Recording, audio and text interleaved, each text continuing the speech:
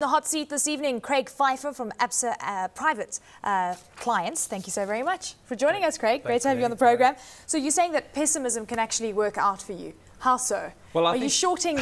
What are you shorting? Are you shorting everything? No, we're not shorting anything. I think what we're saying is that pessimism, if you were pessimistic, so far you've done quite well. Because if you look at the asset classes that have performed this year, it's been bonds. They've outperformed equities to the end of the third quarter. Equities, you got a negative return. Bonds, you got a positive return, close to 10%, and cash as well. So if you took a very conservative view, you did well. I think globally and even locally, the view at the moment is that risky assets are bad. We must stay away from those. So we're staying away from equity markets, and really the world is doom and gloom, and yields are going to come even further down. So bonds are where you must be. So South African bonds is where you're at right now. Have you got no exposure to equities? I think that's what the market is, or what investment analysts are telling you at the moment. Yeah. I think that's great for the short term, and the pessimism may have paid so far and might help you, in the next couple of months. But really, you need to be in equities. I think for the longer term, that's where there's more value appearing on a daily basis almost. And locally, we're at the bottom of the interest rate cycle. We may stay there for a while, and bond yields may come off a little bit. But I think over a longer term, if you're taking a 2 or 3 year view, I don't think you want to be overweight bonds and underweight equities. I think you need to be the other way around. Craig, do you agree with that? Well, I do agree, and you have been rewarded for being more conservative this year. We are starting to see value on the market. Valuations on various levels are starting to appear. When do you, but obviously things can get a lot cheaper, even if they are cheap. That's and always it can get really cheap. Especially in the crisis that we are confronted with at the moment, things can get extremely cheap now, and then you'd get buying opportunities that perhaps we haven't seen in decades or generations.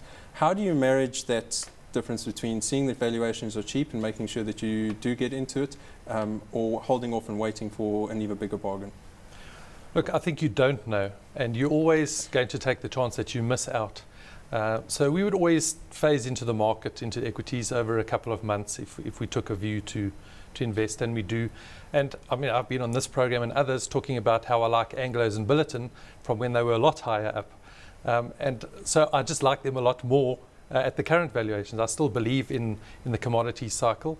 I still think we're going to see global growth pick up over time. I think certain commodities, there's a lot of supply constraints. I think oil, copper, eventually those will come to the fore, and you will do well out of the Anglos and the Billitons. Will they go cheaper? Maybe. Are you going to wait for that? Maybe not. Start buying now, and if it goes a little lower, just phase in. Just for another potential class of viewer there, perhaps the person who wasn't quite as conservative since the beginning of the year and has been holding equities all along. So would your advice be to stick with it, and with perhaps some income that they receives from some dividends, be purchasing down at these levels, or hold off and wait for things to get slightly cheaper? I would be buying now, and particularly if you underweight the resources side, and I'm talking about the diversified miners in particular. Where you get more exposure to a wider basket of commodities. I would be buying now. These things are trading, at single-digit PEs. They're just looking forward. We're still expecting earnings growth out of them. So start a buying program now.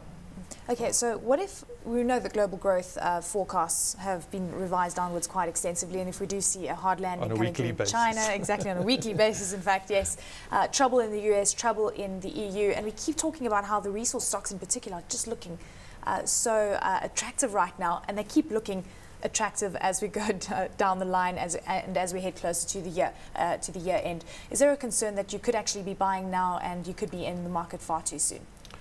Look, if you had the same view at the beginning of the year, you've done quite poorly out of resources. Those big companies have done quite poorly and have underperformed to the overall market.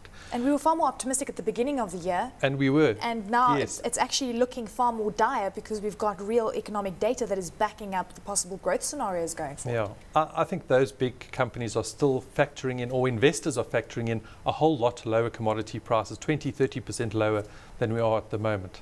So I don't think that scenario is going to pan out. I don't think that's the base case that one can factor in. So that's why I would be buying them now. Don't put all your you know, all your eggs in now, but you know, phase it in over a couple of months. Are you also finding value in resource stocks at this point, Kevin? Yeah, you know, we've had exposure to resource stocks through the year, but we have for a number of years. We did a lot of buying in the crisis 3 years ago, and we've made some good money out of that. I think, you know, where resources of the diversified miners in particular have been cheap for a number of months now.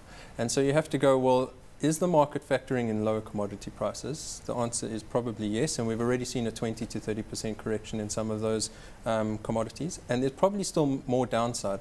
However, if you believe in China and the commodity cycle there and the urbanization explosion and everything else, you'd have to think, even if there's another 30% downside in commodities, a fair value of where they're going to settle in the next 3 to 5 years is probably here or slightly or higher, in which case the diversified miners are starting to look cheap, even if their forward earnings are going to be revised downwards for next year. I think if you're looking at 2 or 3 years, I do think there is value here. Craig, which other sectors are you looking at right now? I know the construction, a lot of people got into their far too soon. No, what is hands on for you and hands off? Look, resources is definitely the place that we're looking at chiefly. I think a lot of the other stocks still look a bit expensive, and I talk about the retailers. They've done quite well this year, but the ShopRites, we got it in our portfolio. We're holding on to them. We think the prospects are still quite good, but at a 22 PE, they're not that cheap. So I think if there is a pullback, we'd like to get more into some stocks like Mr. Price, Woolworths. We like that's a lot cheaper. Good dividend yield going forward, over 5%. So those in that kind of space we're looking at. Construction, I'm going to stay away for a long time still. I think the banks offer some good value if you're taking a 2 or 3 year view as well, but it doesn't look like there's a rush to get in there either. But I would be looking in that space a little bit way before the construction stocks.